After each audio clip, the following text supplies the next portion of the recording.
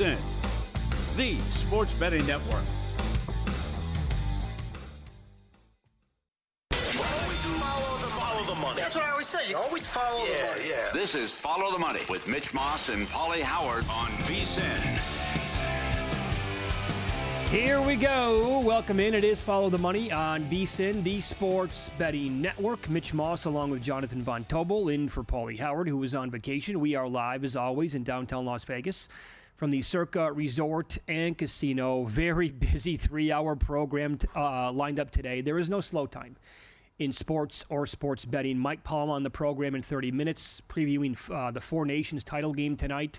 And the overall interest in terms of the betting handle, I think it's going to be a monster between Team USA and Team Canada. Steve Wiss, Best Bets in Soccer. Dennis Bernstein, live from Boston on the Four Nations game. And Doug Kazarian talking NBA coming up a little bit later on. And we'll get his thoughts. I mean, it's been a doozy of a day, JVT. We'll get his thoughts. And this is how we're going to begin today as well with the unfortunate news that Victor Wembanyama, the all-everything center for the San Antonio Spurs, is now expected to miss the remainder of the season. Essentially, it's a blood clot in his right shoulder. I think he's probably going to be gone. The next couple of months, that's going to be it now. And they just traded for De'Aaron Fox. And you never want to see anybody ever get injured in sports. We are a gambling network. And obviously, the Defensive Player of the Year market today went bananas across the country and I think beyond. Yeah, I mean, there's a lot of tentacles that come from something like this, but that is the most impactful when you're talking about at last look for him being minus 2,500 to win the Defensive Player of the Year, the assumed guy to win this award for months now. And now all of a sudden he's out. He doesn't miss or he doesn't make the minimum amount of games played for the award, which that's another conversation now people are trying to bring up. We should get away from this minimum benchmark of 65 games because of something like this. We'll see if that actually has something. But for now, he is out, which means that if you were somebody that had bet him to do it, if you had included parlay legs, whatever it is, that is assumed a loser now at this point right now because of that. And now, if you've done that, by the way, I would go to see, I doubt this is possible, but if you can maybe cash out of those parlays that you have with him involved in it. Would assume it's done, right? Now we're on the air. What a good hour and a half, 2.5 hours after the news came out. So that sucks. But I think like you mentioned, and as many people have already this has been the conversation around it, how this impacts Defensive Player of the Year. It's funny that this happens the day after you and I have our discussion about voters and how simple they are and how irritating they are. And now you would assume they have to go to work.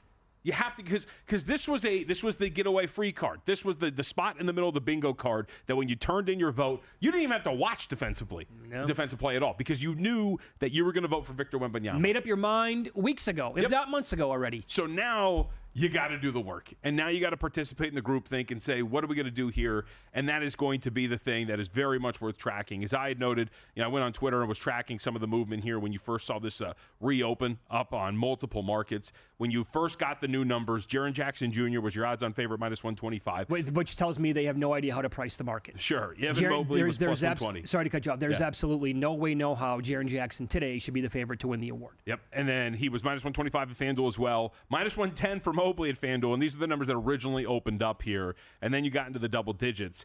And then you started to see the market get added to. You saw some guys finally make their way. One of the big risers was Dyson Daniels, who made his way into the market, eventually opened at 40-1 in some spots, got all the way up to 10-1 at some spots, was heavy steam on Daniels to win this thing.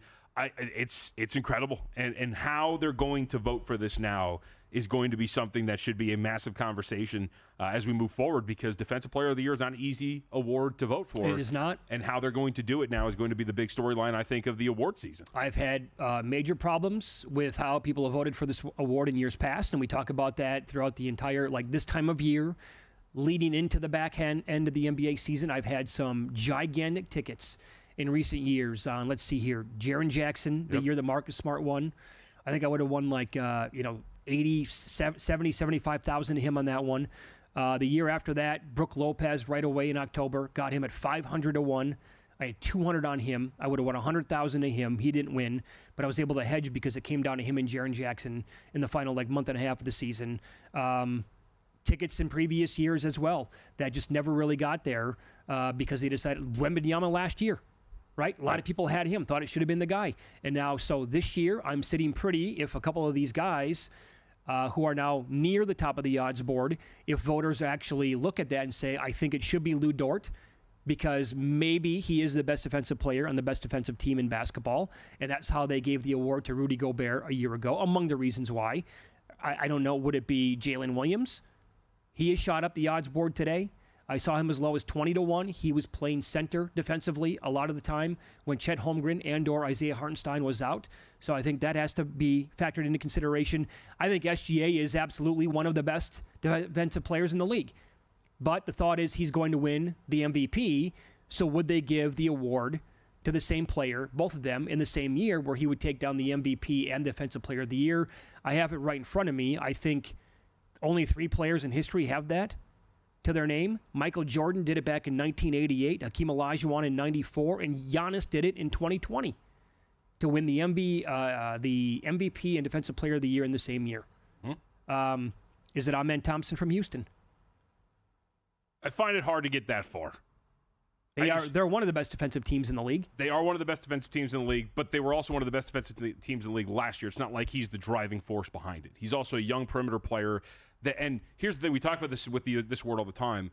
And actually, we brought this up a lot when it came to Jaren Jackson Jr. the first time around, which was this is an award based on reputation. You've got to build the reputation first before you can win the award. Clearly, he's won it, and now he's minus 125 for whatever stupid reason. Correct. And so how you're going to go about this and how they're going to go about this is going to be something pretty big. So I keep going back to this. You look at a couple of numbers here, and to your point about Shea, notable leaders, this is from Matt Moore over there, HP Basketball up on Twitter, notable leaders in their team's on-court defensive rating, minimum 25 minutes per game. Shea Gilgeous-Alexander is first, Lou Dort is fifth, Ivica Zubac is sixth, which he deserves a ton of credit for what he's been able to do for LA. Jaren Jackson Jr. is seventh, Mobley is eighth. So your top 2 choices right now by the betting market, and at least one key defensive metric, are behind 6 other players in that metric. So I think that's kind of key to your point where this is an opportunity to strike because I don't know if the market knows how to price where this thing is at this point right now. Sure. And I keep going back to, again, I don't want to do all of this like we talked about yesterday. This guy's got this stat. This dude does this all, when it's just going to come down to how do these simpleton voters actually look at this. And I think the simple answer is right in front of us. The Cleveland Cavaliers could finish with the best or second best record in the NBA, behind the Oklahoma City Thunder or ahead of the Oklahoma City Thunder. They do not have a player right now that is clearly in contention for an award. There is no MVP candidate. There's no most improved candidate. Mobley was up there for most improved for a minute. For a little bit, right. But now it's Cade Cunningham. That is you would assume the winner. Who knows how they're going to vote for this, but he is the odds-on favorite to win it. Coach of the Year. Coach of the Year, Kenny Atkinson. But is it going to be as simple as they're just going to look around and go, well, Cleveland had one of the best defenses in the league. They have one of the best records, if not the best record in the league. We got to give one of their players something. Let's give it to Evan Mobley when you're talking about them playing defensive player, That's giving exactly him right. Defensive Player of the Year. A couple of reasons why. I'm not going to sit here and shout it from the mountaintops today or moving forward. Say you have to go out right now and bet one of the players on Oklahoma City at a big number. Jalen Williams, I did take some of him at 60-1. On the way down here today. Or if you don't have SGA or Dort's still available at big numbers, by the way, out there. And by big, I mean at least, 20-1? 13-ish, yeah, let's look. I think I saw 20 out there as well on him. There you go. 20's available at DraftKings as we speak. Like, those are good numbers, but I can't sit here and a couple things. I can't sit here to go tell you right now on the air, you need to bet these guys because of what JVT just said. The voters actually might look at it and say, well, how do I vote for one of those players on OKC when they're kind of similar? They're mostly perimeter players. I know they're on the best defensive team, but they kind of cancel each other out. So Mobley is like clearly the best defensive player in their minds on the Cleveland Cavaliers, and they're going to win, 60-plus games, and no other player is probably going to win an award, as you just said. So I'm going to have to, by default, give it to Mobley. And there's another reason why I can't say go. I tried today to get down before these numbers moved. Sure. And it is laughable how these national sports books operate today, and they won't take bets anyway. So there is no point to sit here and tell you, go load up, make a big bet if you can on some of these players because you're not going to be able to get down in the first place. So it sucks. It's the current state of sports betting, and I wish that they would change their mentality with this, but I tried. I had friends trying, and we're all just getting rejected, spinning. Here's an offer for $8, whatever. It's pathetic, quite frankly. It is. I would agree. I think you should be, if you're going to be in this business, you should be at least offering the ability for people to put down bets of consequence so they can put it. Because there's a pretty good shot you might lose that bet anyway. So of course, the fear behind it is, you're still going to try to cash a 20-1 ticket. Yep, is ridiculous. And I would say this: I think the Thunder trio are the most intriguing of this whole entire conversation. And I would also caution, when you look at some of the defensive rating numbers, when you're talking about, hey, which of these guys do I pick? Because Lou Dort is, of the trio, last in terms of defensive rating individually, still 104.9, which is relatively solid, and also usually tasked with the most aggressive defensive assignment, right? Hey, you go get Luka tonight. You go get whoever, right? Sure. When you're talking about it. So your defensive rating as a player is probably going to be a little bit slanted, a little bit higher because of the assignment that you generally have to take on. I think by reputation of the three, Lou Dort is the one that has the biggest reputation of being the best defender. So do I. And thus has a better shot of the three Thunder players of winning this award. I totally agree with that. He has a great catchy nickname, the Torture Chamber, which is fantastic. And like you said, the reputation. We talked about him, a month and a half ago to win this award. Doris Burke, that week, the timing could not have been any better. Doris Burke is on the game, has a vote, and she's like, I can't tell you how much I love this guy as a defender. And she was gloating on the game pretty much the entire time about how good he is. Yep. Hey, if you want to know where the money is really going, only VSiN gives you exclusive access to betting splits from Circa Sportsbook and DraftKings Sportsbook, two of the most respected names in the industry. Unlike other sources, betting splits come straight from Circa and DraftKings Sportsbook, giving you insight where the sharp action is. See the percentage of bets versus handle on every game across every major sport. Get VSiN's exclusive betting splits for as little as $9.99 for your first month at VSiN.com/subscribe. Just like anything else, betting props is about betting numbers, not players. Good examples coming up tonight.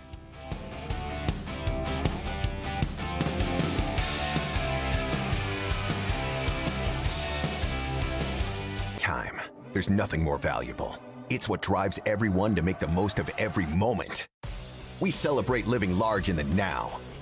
In a city where time disappears, we create experiences that electrify the soul and memories that will last forever. We go big. We go all night. And here, everyone is invited.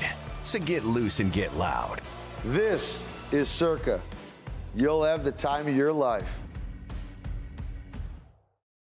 So, Paulie, have you had a chance to read the VSiN Daily yet? Yeah, came in at 3 a.m. What's Bill doing up that late? Well, rumor has it starts off with a 12-hour meditation session. Then he just pours himself over film and live TV, really focusing and taking it all in.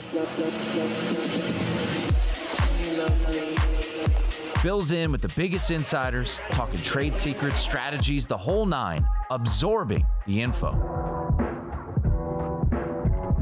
And then and only then can the writing process begin.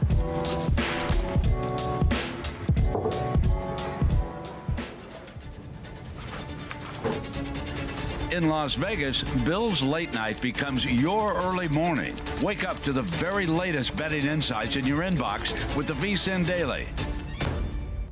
Sign up for free at vsin.com/newsletter.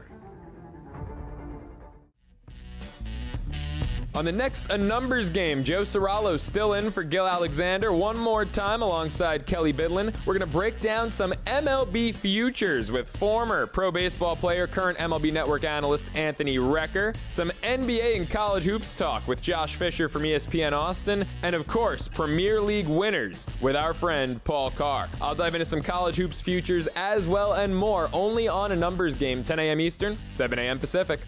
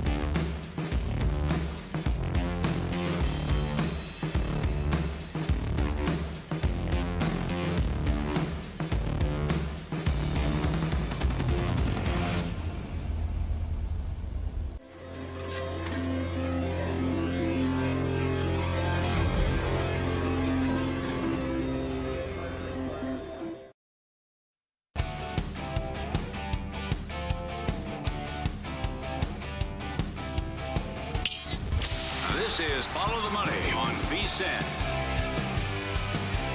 Big NBA card tonight. Second half of the season now really gets started this evening after, a huge upset last night. Charlotte goes to L.A. That one killed me, by the way. I had that over. That had no chance in the first quarter. That was dead under the entire time. In fact, if LeBron hit one of those 2 threes at the end of the game, I still would not have gotten there with overtime. Right. I had over 220. I needed at least double overtime to win that total last night. It was pretty ugly. And look, half the game is getting the right number and being on the right side with the market, and the market thought it was an over game too. Went to 231.5. Yep, but nothing. Okay, so, there are several perils to betting the NBA on overnights. Mm-hmm. One of which would be you never know with the current state of the game, like who's going to be playing the next day. So we had a guest on the show yesterday, Tom Byrne, and he, and I was right there with them. Blazers +5. It was going to be the Lakers on a back-to-back, and Blazers were playing great basketball going into the break. Like, that looks like a good number. Blazers are worth a bet. Then it comes out here moments ago. Well, guess what? Luka, he's out tonight. Injury management is what they're calling it. Jared Vanderbilt, he's out tonight. Also, management there, and LeBron is now questionable, so guess what has happened here? The Lakers are no longer laying 5 points in this game tonight, and Portland is flipped to the favorite. Mm-hmm. Now, Portland is not in perfect health either, so that should be noted here for the Trailblazers. Last look at their injury report. We know that Ayton's out for a foreseeable future. Jeremy Grant's questionable. Scoot Henderson's questionable. Robert Williams is questionable. So you could be talking about battle of the backups here for both teams between the Lakers and the Trailblazers. A lot of noise on the injury report for key members of these teams. So seems like one at this point right now that's going to be easy to kind of scratch off and just wait to see what this is going to be like. Maybe attack it in-game if you finally get there later this evening and don't really have an idea of what's going to happen with these game-time decisions. But like you said, you can kind of try to do this every once in a while, which is, okay, it's going to be the second leg of a back-to-back. Let's try to attack this. Let's see if this is going to happen. But there's been plenty of instances, as I can tell you, where I've tried that. It goes the opposite way. And then, like, the next day, they're like, nah, everybody's healthy and ready to go. Yep, we're all good to go. Don't worry about it.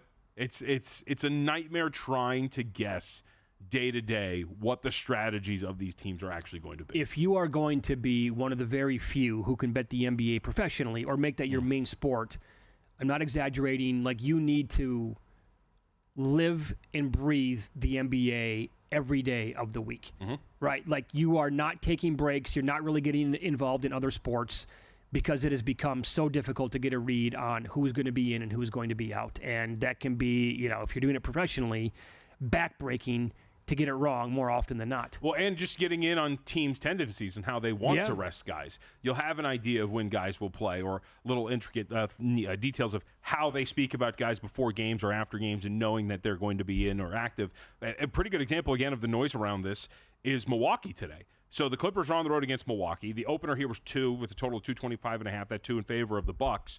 Yes, not even yesterday, on, what's today, Thursday. So I think it was Tuesday or Monday, we get a report. Everybody's practiced today for the Milwaukee Bucks. Everybody's practicing. We're good.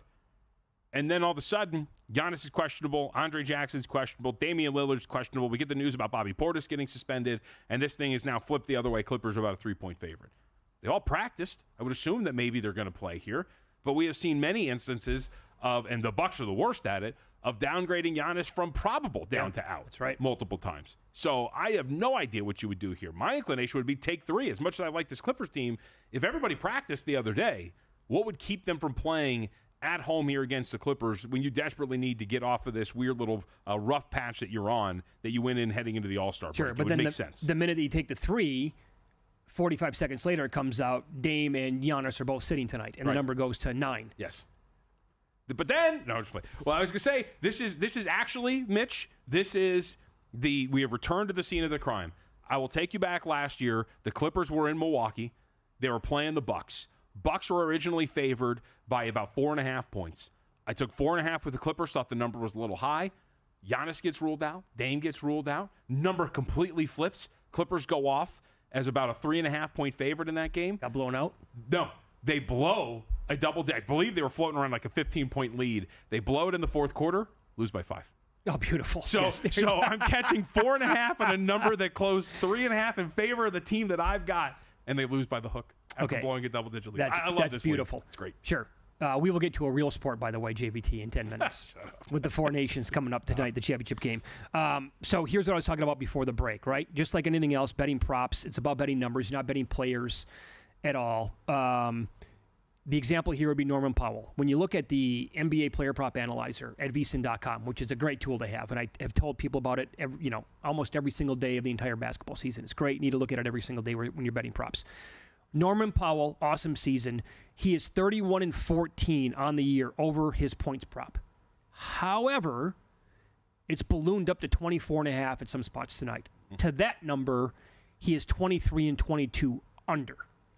So careful there, just saying he's been red hot. He's going to go over. Books adjust numbers as they have with him. Another one here is, I actually bet this one tonight. Derek Jones is 33-15 over 7.5 points. He's gone over that number in 7 straight games. No Portis. I don't know. Maybe there's no Giannis in this game. Like defensively, the Bucks could be up against it. I like Derek Jones anyway.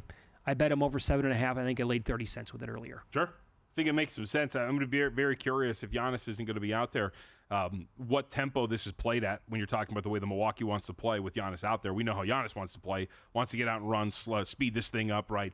The Clippers are a little bit more slower when you're talking about their general pace. And if he's not out there, does it speed this or does it slow this thing down? But in general, I would agree with you. I mean, when you're looking at the run that it's been on, I'm also really curious with teams like the Clippers, you're integrating new pieces now. Ben Simmons is now part of the roster. Other guys, Bogdanovic, part of the roster. And when you're trying to work those guys in as you get ready for the postseason, how does it alter the roles of a guy like Derek Jones Jr. or others? Sure. And will they not be getting the same volume that generally they would because you're trying to fit other guys in and trying to get them worked into this offensive system? And I do think that's one thing to be cautious of as you're approaching this part, because just like we're seeing with the Lakers, you're finally getting your hands on these new toys that you acquired around the All-Star break or the trade deadline, and now you have to see if you can integrate them in time for the postseason. I will say, though, too, I compared sportsbooks today with Derek Jones, and books that I consider sharper had a 8.5 on him at -115, and other books that I consider much more public and not as sharp, they had 7.5 on it. So I trust the sharp book with the 8.5 number more than I trust the more public book with 7.5. So it's one of the reasons why I played it. Derek White, as the Celtics take on the 76ers tonight, Boston lane 7 in this game. Derek White is 34-18 over 14.5 points. He's 37-15 over 2.5 made threes. Those are obviously his props for tonight with those two categories. He is also, get this, 38-14 over 22.5 points, rebounds, and assists. Wow. It's a small number for him. That's what it is. And Tyrese Maxey for the 76ers, in his last game against Toronto before the All-Star break, he only had 13 points, rebounds, and assists. Tonight's number is 34.5. Before that game, he went over 34.5 in 12 straight games in 17 out of 18. And a lot of those games, JVT, he was in the mid to high 40s with points, rebounds, and assists. He touched 50 on multiple occasions. And when you go back and look at his games against Boston this year, early February, he had 43. There happened to be no Embiid or PG-13 in that game. But on Christmas Day, he had 49 against the Celtics as well. Yep. I did a same-game parlay over Tyrese Maxey and over Derek White at +160. I like it. Now, this is one of those games where sidewise, this is where I'm interested, and I want to see how low this is going to get. But I mentioned this already. The market still has this thought that Joel Embiid and Paul George together are worth still pricing at a much higher clip than really what they are deserving of. And you see the numbers when all three of these guys are on the floor together. It just really hasn't been great, especially from an offensive standpoint. 22nd percentile when you have Paul George, Joel Embiid, and Tyrese Maxey on the floor together. It's been awful. And I think quietly, I think they won 7 out of 8 going into the All-Star break. Celtics are quietly starting to get their stuff together. I think so, yeah. Right, and they're starting to get ready for the home stretch. And I wonder if we're just doing this again, where we're going to water this number down for a team like Boston because Philly's got all three of them together, when in reality they've been absolutely terrible statistically. Hey, folks, check out Edge Boost, a financial platform for smart bettors. Absolutely worth your time. Edge Boost has your back with all sorts of things. The first ever bank account built for bettors. High rollers. You can move up to $250,000 a day on your Edge Boost Visa debit card with unlimited withdrawals, and it works 24/7. Gets better. Every time you deposit into a gambling account, you earn cashback rewards up to 0.5 percentage point. No usage fees, no minimum balance. It's a bank account, not a credit card. No approval required or credit checks. And they have a suite of responsibly gambling tools to help you manage your bankroll and make informed decisions. EdgeBoost.bet is the spot. EdgeBoost.bet. Use promo code FTM. Start at Tier 2 for faster bank transfers and higher cashback rewards. Sign up for EdgeBoost today. Oh, did you see this, by the way? Thank you for the tweet here. Nemesis Enforcer. By the way, we're on X at VSiN Live, at Mitch Moss Radio, at MeJVT. Powell might be out. His 3-point prop was just pulled at FanDuel. Ooh. Well, he'll affect the number. Yeah, a little bit, right? Absolutely. If he's out and then the Bucks actually have Giannis and Dame, they're going to go back to the favorite, would they not? By the way, and as we're talking to, the Lakers are flipping back to a favorite, so there's some market resistance there, too. Okay. Keep an eye on that. So we will get to a real sport, real men up next. Mike Palm going to join the program. He's a big hockey guy. The marquee game of the night on the ice, the passion, the anticipation off the charts. Does the same hold true with the betting handle on the game?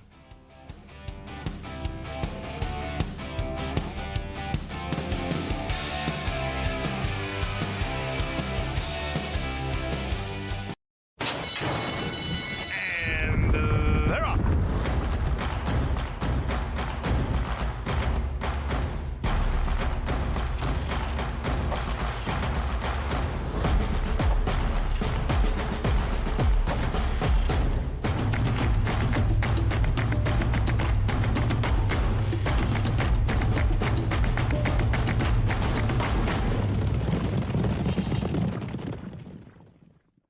Elevate your sports betting game with VSiN's exclusive betting splits. Stay ahead with real-time market trends and track bet percentages on any matchup. Then uncover the edge by comparing them to the amount of bets placed to find out where the sharp money is headed. Upgrade to VSiN Pro to access betting splits, live odds, line moves, power ratings, and in-depth game analysis. Go to vsin.com/pro to join VSiN, the sports betting network.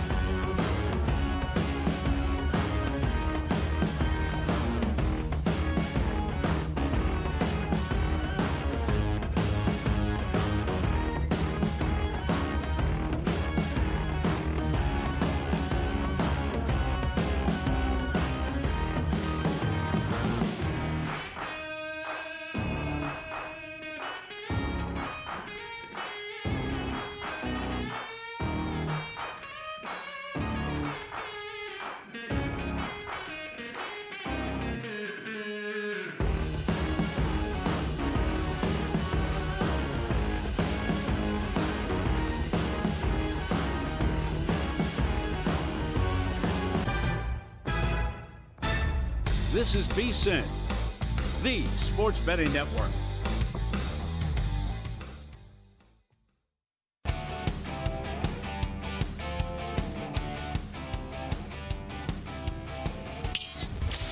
This is Follow the Money on VSiN. Gotta tell you, pretty stoked for tonight. How can you not be? The championship game for the four nations in the NHL. Team USA taking on Team Canada. The bitter hatred here, the booming of the national anthems, the fights, all of that stuff that took place on Saturday night. Some people calling this like the most anticipated hockey game outside of a Stanley Cup game in maybe more than a decade. Mike Palm joins the program now. Huge NHL guy. He's the VP here at Circa Resort and Casino, and he's going to be over at Bar Canada tonight. What a spot that's going to be for the game. And I can't imagine that atmosphere, Mike, tonight is going to be phenomenal. It was phenomenal Saturday night. And the first period didn't disappoint, of course. And I'll be interested to see how it breaks down because this is a weeknight game. So I think it lent to having more Canadians here because it was a Saturday night last time. But we'll see how it breaks down. There were definitely probably maybe 60-40 Canadians on Saturday night. I would say it would tilt the other way tonight just because it's a weekday. Sure. Okay, so everybody seems to be jacked up for this game. Are bettors jacked up as well? Are you seeing a lot of handle on this game, a lot of sharp money coming in? Yeah, I'm going to be interested to see how much we write on this game compared to Saturday night, which is tremendous, right? Because we wrote six figures on Saturday. Can we write six figures tonight? We'll see. Again, Saturday versus Thursday. But most of the betting's on the app anymore these days. Sure. At least people that are betting on a daily basis. So I thought our goal was to try to get to 200,000 and right tonight. We'll see. When you count the end game, maybe if it's a compelling game. We don't offer the live all the way through, but we'll offer after the first period, after the second period. So what's the action been like in terms of the side? Because when you and I were together on Monday, you guys opened minus 113, and the initial move was the Team USA, but I think you're down to pick now, right? Pick 105 each way, which you weren't going to find a 10-cent split in the market. Because, hockey now is like a 24 is the standard split on hockey. It's not even a 20-cent split. Yep. But I know it's near and dear to Jeff's heart, Jeff Davis. Basically, he's our number 2 guy here at Circa behind Chris Bennett, but it could really be 1 and 1A, right, with the amount of responsibilities they have. And Jeff does all of our hockey, all of our college baseball, and a lot of our golf. So we really trust Jeff Davis with a sharp number. And we want to be a hockey place. I mean, we're in Chicago. At some point, that team will get better, and the games will be on TV. So, that will help us. We're in Colorado. The Avalanche are a huge draw for bettors. Okay, good. In Colorado. And we're in Kentucky, but we're 30 minutes from Nashville, right? So, I mean, that team with the Predators there as well. So we're in the hockey markets, of course, with the Golden Knights here. So we want to try to really build up our hockey base here and try to that be one of our featured sports along with golf. So you brought up Jeff Davis, again, the man in charge here of the NHL numbers at Circa. He told me last night that he was hoping that we would get this matchup back in November. He bought tickets to go back. He's from Massachusetts, so he's back there now to see some family and go to this game. He told me that it has the potential to be the best live sporting event that he will ever attend. He loves hockey. It's his number 1 sport. Yeah. His top 3, for what it's worth, he told me the first ever Cup game in Las Vegas, the Cup winning game, which was just electric out here, and then he went to a Game 7 Bruins-Canadiens back in 1994. Ooh. We went to a Game 7 against the Wild, and it was a second round or first round series. Yeah. I went to every Knights home game their first year until the final. I didn't go to either one of the finals, but I went to every game in all the series up to that point. It was really exhilarating.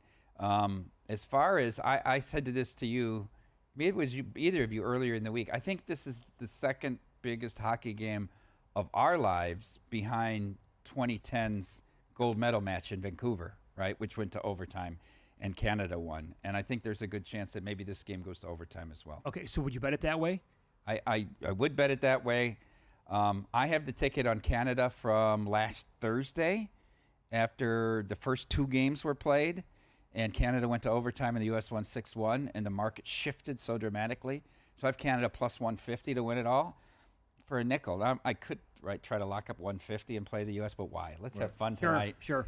I mean, Dave Ross is like, you're going to pull for Canada? Well, yeah, I'm going to pull for my ticket. You're pulling for your ticket. Can't do that. I'm not undermining national security if I hope that Canada wins this game. Hey, look, you better be careful. The president was just here not too long ago. Very true. Right? They might come back here, kick us off the air one more time. You for a long time, before betting first period overs became a thing, you were always betting first period unders. Mm-hmm. I heard Tim Murray talking about this a lot last night with Will Hill on their show, Primetime, which follows us. You expect is that maybe worth a bet to you? They come out, they're super physical again. right? That no fights. I'm not talking about that. I think we're going to get fights right away in this spot. So I said bet every round robin game over, right? Which all went over but 2. Yeah. The U.S. Canada game being the first time, and then the final USA game. I think tonight will be very defense minded. You heard McKinnon talk about defense is going to win this. Nobody goes into a final thing, we're going to win this 6-5. We're focusing on limiting them, trying to shut them out and find our opportunities. Now, the U.S. built their team around strength and defense, right? This is a more skilled Canadian team, but this is their Olympic team. They're not going to change anything. This team is suited to the bigger ice and tight whistles of an Olympics. The U.S. built this team for this event, and I think you'll see a different Olympic team when you have to play under a different set of rules. But I do like the unders. I've even heard some guys I respect say ladder the unders. Ladder it all the way down to 3.5 under. Okay. In this game. Okay, I'm glad you brought that up because in my head as you were talking, I had this idea pop in there, right? A light bulb went off for the first time in a long time here on the show for me. And that is, so if you're that adamant that it's going to be that low scoring, would you get involved in some exact scores? Take a 2-1, take a 1-0, whatever, mix and match a little bit. Those would be the ones. Right, those would be the only ones you have, right?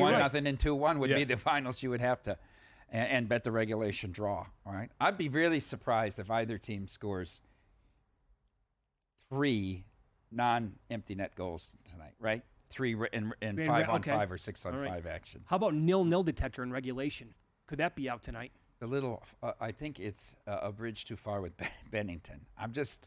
Look, America has the big edge in goal with Hellebuck. He's been the best goaltender in the world for 3 years, but this is the spotlight now, right? This is bigger than the first round against Colorado where he gave up 6 goals a game.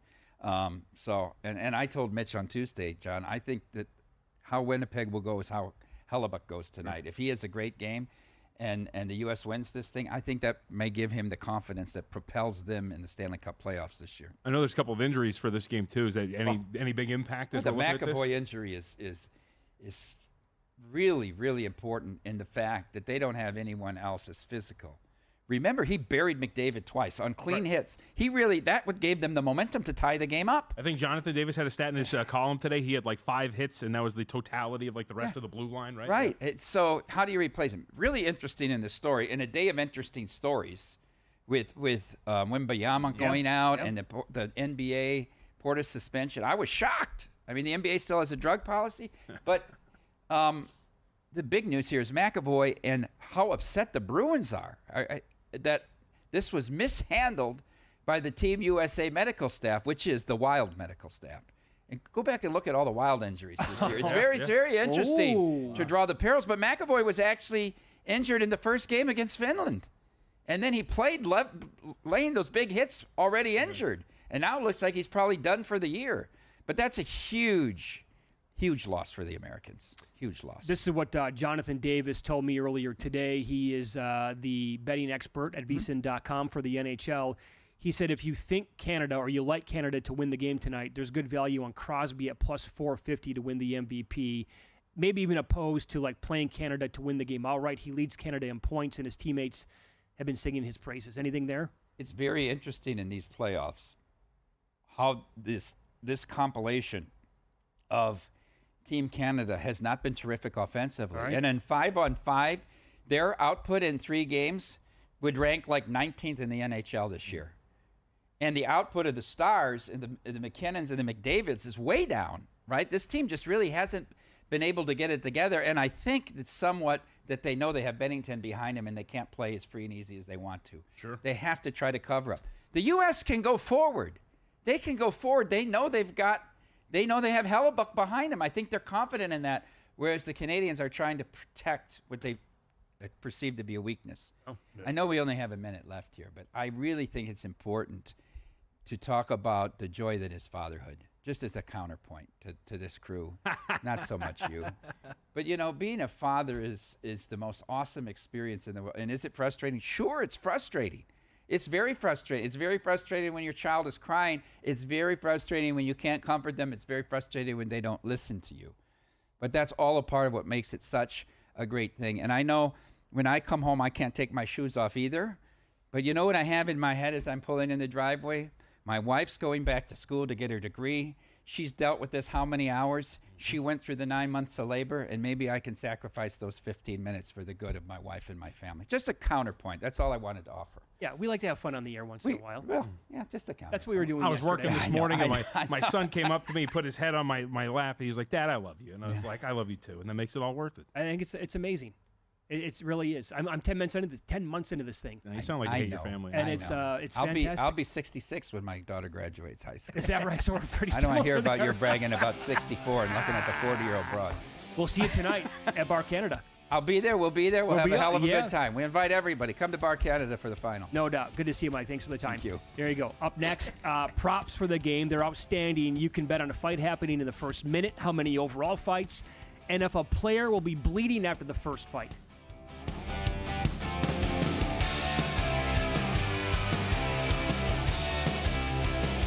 Got a good thing coming, just wait and see. It's a good.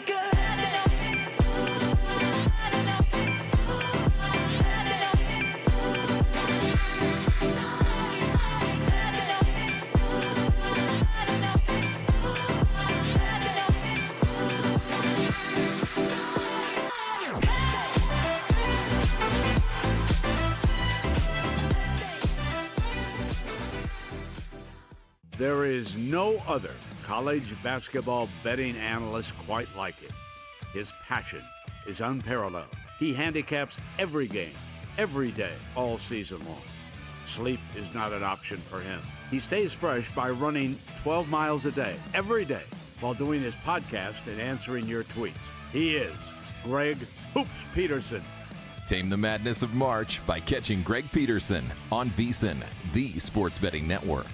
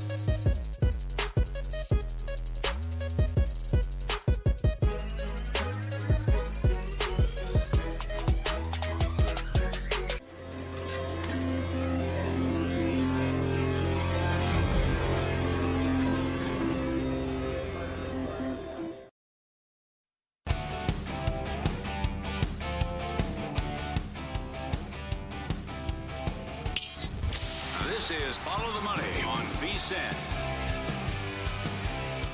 Good spot there with Mike Palm. Yeah, look, if you happen to be listening to the program today and you're in Las Vegas and you're going to be out downtown watching the game tonight, Palm's going to be over there. I'll be over there. JVT's going to be over there. I think Luke, our producer's coming with us as well. Some others as well, I'm guessing, from the show and from the network. We're going to go to Bar Canada and watch the game. Anything to avoid our families who we hate. Pretty much.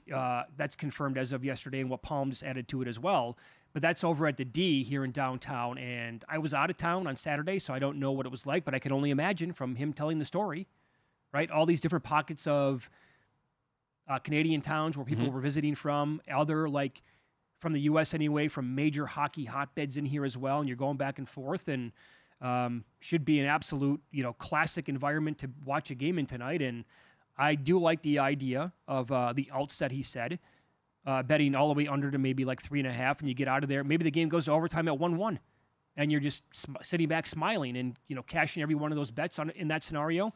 I'm also looking to see if I can find exact scores right now, which they might be a little bit tough to come by, but I'm sure some books are posting them. I would be intrigued by 2-1 both ways, right? Or maybe is 1-0 too far to go? I mean, it might be. It's just, so you have these injuries along the blue line, especially like we talked about, right? And if you do really have concerns in goal on the other end, I think there is probably a scenario that you're looking at here that it does become a little bit more high scoring than you generally thought. So I don't know if I'd go as far as 1-0, but given what we know about these teams and everything we've seen, and if Mike and others are right, because Mike's not the only guy that I've heard this from, that you can ladder those unders and play under. Yeah. If you're going down to as low as 3.5, the most logical outcome is obviously 2-1, and then obviously, your point, 1-0. Right. Overtime, as Mike said, get a healthy number on that to go. And, all right. So bet something here. Be sitting there, sweat it out. So this is good. I like the dynamic here because I'm probably, 15 years older than you are? Yeah, thereabouts, right? In that 13? range. So you'll never get this reference either because the game was out when I think you were born. But the old NHLPA, like 93 on Sega Genesis. NHL 94 is considered one of the greatest sports games of all time. I think people get it wrong, by the way. Really? I did some research on this yesterday. In my head, I also had NHL 94. I think it's NHL 93 where the bleeding on the ice can take place. It's not 94. In fact, when I went through this yesterday, people came out like years ago and said, no, you cannot make Wayne Gretzky's head bleed in 94. So, but I think also, was it 93 or 94 that was in the movie Swingers? Well, that I do not know. Okay, so the reason why I brought that up is because of some of these props that you can bet. And these are, you can find these offshore. Maybe there are some that we'll get to that you can find stateside as well. But do you think we're going to get a fight in the first minute of the game? The yes is 10-1. We had 3 fights in the first 9 seconds. A bunch of players have come out and said, we are not showing up to fight tonight. We are showing up specifically to win. So I don't think it's going to be anywhere close to as rowdy early on anyway in the game. No, Mike said it really well on Monday when you were out, which was that game over the weekend was perfect for what transpired. When you're talking about it being a round-robin contest, the way it was going to be officiated, the fact that you had all of the geopolitical stuff forming around it as well, that made so much sense that they were going to be able to do that. But here in the final, when everything's on the line, as you have said, there's the quotes out there, it's about winning, it's not about fighting, and I think that's where you're generally going to get a much more mundane game in that regard. It's probably going to be super physical, but I don't think you're going to get to drop the gloves and let's I don't go. think so. In fact, here you go. How many fights will there be? It's like an index prop for tonight. 0 fights, the favorite at -$2. It'd be worth. I mean, maybe later do you get something if it really gets chippy? Well, I put it this way. If I made a prop on it, and I don't think the book would do this, but if you made it, I just made it a half, and you made the under -$2 and the over, the plus 160 range, I would take the over a half in plus money. Yeah. But landing exactly how many fights are going to take place, very difficult. When will the first fight occur? Overtime is a short shot at plus 150. If it gets to overtime, without a fight, yeah, I think you're looking, if you have that bet in pocket at plus 150, I think you can probably feel pretty good about it at that point. Here's the thing, too. It also depends. I think it's kind of like the Super Bowl, right, when you're betting props.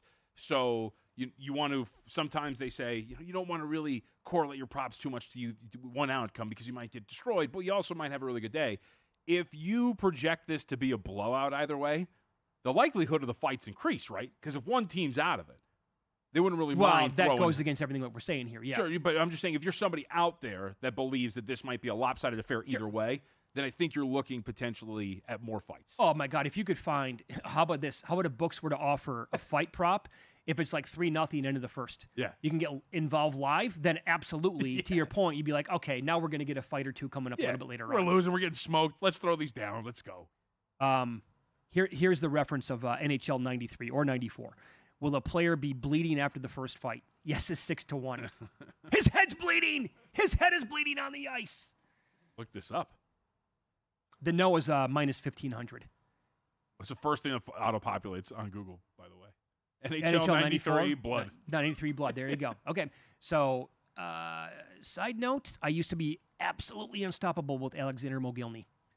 Couldn't stop me. And they were not the best team on the entire game.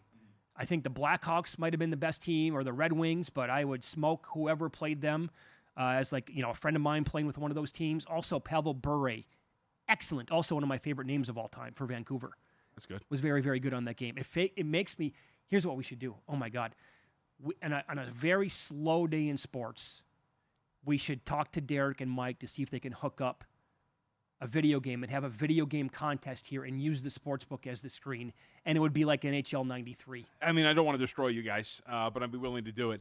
The other is, so we talked to them about this very thing when EA Sports was coming out with the college football game. Oh, they were bringing it back out? Okay. So they finally brought it back, and this was the first year they brought it back, and we had mentioned to Derek, and he seemed very intrigued by the idea of bringing in some of these professional streamers, gamers, celebrating it, maybe putting it up on the big screen or at Stadium Swim potentially. Stadium Swim would be, even better maybe. Just lounging in the pool, chilling and playing a little bit. I mean, I think it'd be a great idea.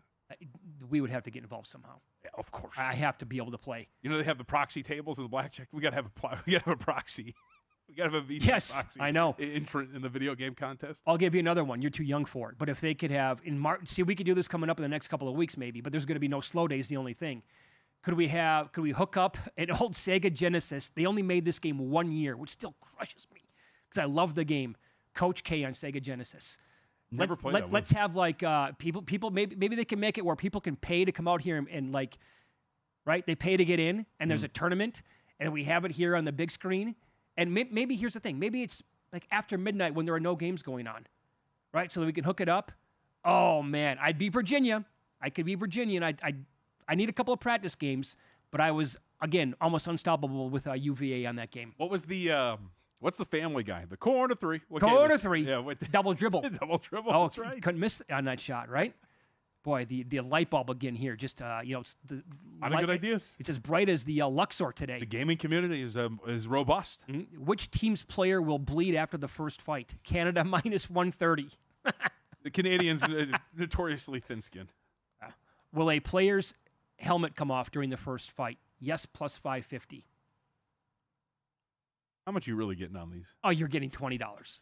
Maybe. But they're fun to talk about is the beauty of this, right? Of course, yes. Because this game, it's like the perfect time. Yeah, there's a big NBA card tonight, but this is USA and Canada we're talking about here. And I think the ratings are going to be phenomenal for the game.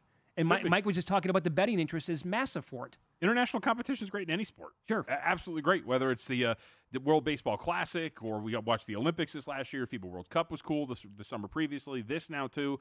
And especially, they did it right when you talk about how many people have been waiting for international competition at the highest level for hockey. Right. How they've been keeping them out this for a little bit. So now to have this in preparation for when we're going to see them in the Winter Olympics is going to be great. What will happen on game day? USA, USA, USA chants during the Canadian anthem, 3-1. The player helmet comes off during the first fight. Player bleeds from the fight. Trump slips on the ice after the game is 15-1. Is he there? I think he might be. Okay. He's confirmed now. He's not. Okay. All right. I just saw a clip of him hugging Tiger Woods, I thought. So that's... Player knocked out unconscious during the fight, 25-1. Player loses a tooth during the fight, 50-1. What will be said first on the broadcast? Tariff, minus 140, or 51st state, even money? Ooh, 51st state, I think is... That's worth a bet? I think that's worth it. Because then you got to get into, you don't want to get into the tariffs. Actually, what tariffs do, you don't want to get into all that. Good. 51st state is so much easier. I It's know. also way easier to sign up for this introductory offer up at the website at VsiN.com. Folks, check this out. You go to VsiN.com/subscribe. You can sign up for as little as $9.99. You get everything we have to offer, the daily best bets, exclusive betting splits. Our March Madness betting guide is going to be absolutely tremendous. That'll be out right before the NCAA tournament. So make sure you're ready to go for the NCAA tournament and baseball season. Go to VsiN.com/subscribe and get your introductory offer for less than $10. Another real sport, soccer. In the EPL coming up, the Meat Man Steve Wiss joins the program. We'll get his best bets for the weekend next on Follow the Money. It's VSiN, the Sports Betting Network.